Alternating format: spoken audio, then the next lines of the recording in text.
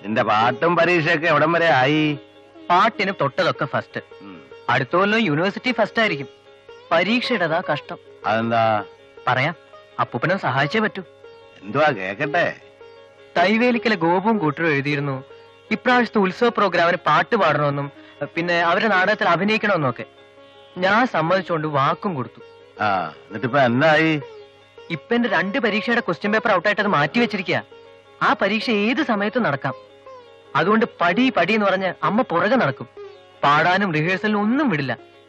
അതുകൊണ്ട് അപ്പൂപ്പൻ ഒന്ന് അഡ്ജസ്റ്റ് ചെയ്ത് തരണേ. അങ്ങനെ ഞാൻ കയ്യും കണ്ണും കാണിക്കുമ്പോ അപ്പൂപ്പൻ എന്നെ ഒന്ന് പൊടി വാങ്ങിക്കാൻ വിട്ടാ മതി.